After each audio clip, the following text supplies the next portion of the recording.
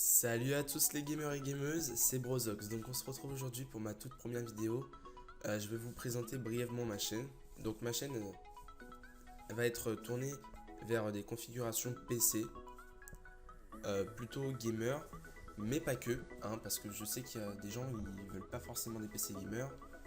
Je ferai aussi des PC plus orientés montage, des PC plus orientés pour la vie quotidienne, j'ai envie de dire. Donc là, je prends le site Topacha, à savoir que je ne suis pas sponsorisé ou je sais pas quoi par Topacha, hein. C'est juste que l'outil config automatique de Topacha est vraiment super bien. Donc aujourd'hui les gars, je vais vous présenter une config PC à 600 €. Une bonne config PC à 600 €. Voire pour les un peu plus riches, 650 €. Voilà, c'est soit 600, soit 650 €. Voilà. Donc, on commence en mettant un Intel Pentium G3460 à 3,5 GHz. Donc, c'est déjà pas mal, 3,5 GHz. Le socket 1150, donc le classique, hein. Donc, il a deux cœurs. Ce Intel Pentium, j'ai mis le meilleur des Pentium. Là, vous pouvez le voir comme ça, là. Pourquoi je l'ai mis pour qu'il rentre dans les 600 € et avec un Intel Pentium comme ça, et ben vous ferez tourner pas mal de jeux quand même, pour être honnête. C'est pas non plus un truc de malade, mais il sera pour l'instant suffisant. Donc ce que je disais, pour ceux qui ont un peu plus d'argent, ils peuvent mettre le Intel Core i3 4350 à 3,6 GHz, ce 450 toujours, pour être un peu plus à l'aise au niveau montage si vous voulez faire des vidéos sur YouTube ou des choses comme ça. Sachant que moi pour l'instant j'ai celui-là, le 4340. Donc pour le processeur c'est fait, donc on va laisser le Intel Pentium de base. Alors pour la carte mère, j'ai tout simplement choisi la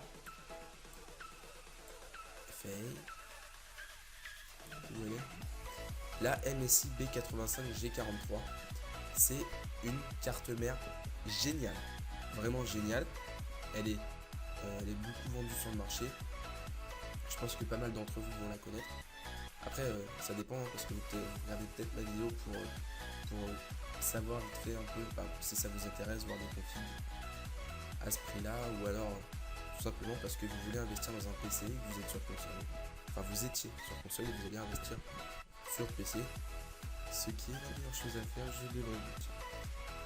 Donc, le MSI B45G43 au format ATX, c'est une très très bonne carte mère qui vous suffira largement pour cette configuration. Après, vous pourrez faire évoluer pour ceux qui...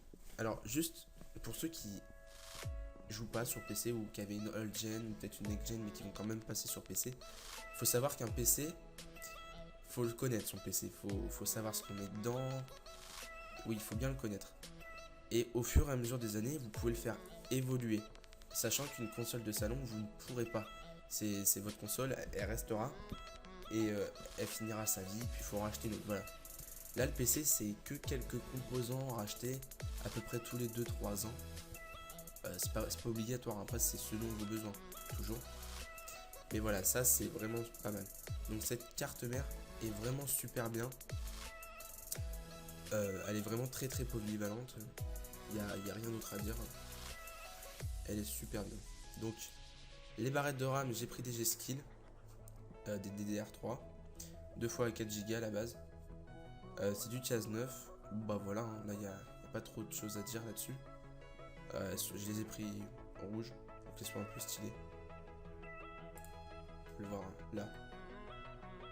Les petites barrettes de RAM rouge, elles seront comme ça dans votre PC après. Des très bonnes marques déjà. Et c'est des très bonnes barrettes de RAM. Pour ce prix là, il n'y a rien à dire. Donc ensuite, en vent-tirade, j'ai pris tout simplement le Color Master Hyper T4.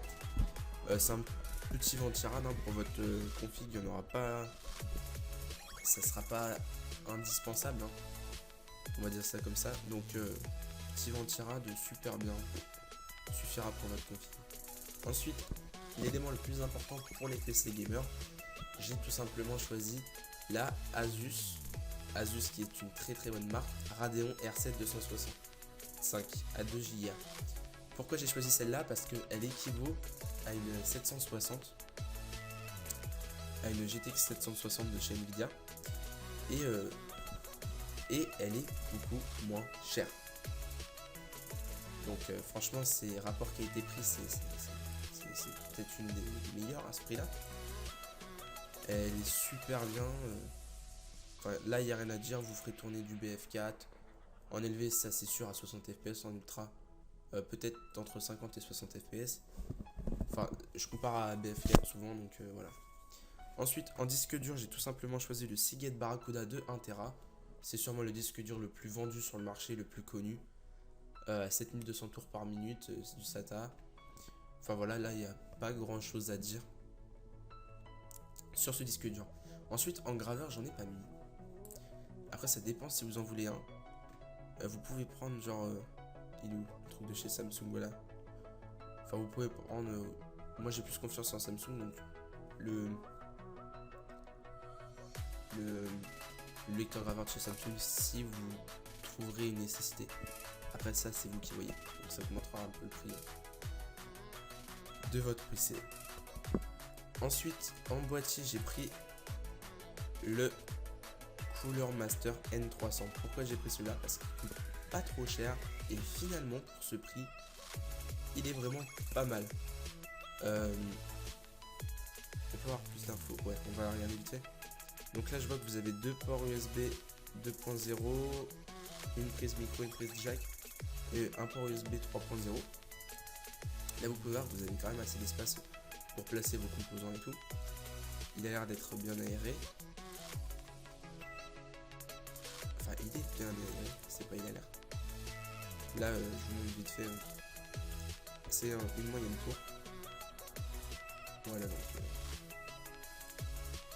bon boîtier, pas hyper cher. Après, toujours si vous voulez un peu plus un plus beau boîtier, je sais pas, un meilleur boîtier, on va dire ça comme ça, vous pouvez prendre tout simplement le Zalmad Z11 Plus. Voilà, ça vous coûtera 615 € et c'est un super bon boîtier pour ce prix, super stylé avec 5 ventilos et tout. C'est juste une tuerie. Donc pour l'instant, on va laisser celui-là parce qu'il suffit largement. Et pour finir, l'alimentation, j'ai pris la Corsair CX500 à 500 watts qui suffira largement à faire tourner tous vos composants. Pourquoi j'ai pris celle-là? Bon, elle n'est pas modulable, elle est non modulaire, vous pouvez le voir là. Pourquoi j'ai pris celle-là? Parce qu'elle est déjà elle est certifiée 80 plus bronze, comme à peu près toutes les animes qui sont présentées. C'est une Corsair, donc c'est une bonne marque. Elle risquera pas de griller tous vos composants. C'est vraiment une très bonne marque. Et elle est parfaite. Enfin, elle suffira largement à faire à peu près. C'est même pas à peu près en fait. Elle suffira largement à faire tourner tous vos composants quand vous voulez. Voilà. Donc les gens, ça nous fait une petite config à 697 €. 597, excusez-moi. Ça fait 600 € si on arrondit. Donc avec ce PC, vous pourrez faire tourner genre Minecraft largement, LOL, Call of, du CSGO ou d'autres jeux comme ça. Donc les gens, comme c'était ma première vidéo, je sais pas, dites-moi dans les commentaires comment vous trouvez ma façon de commenter.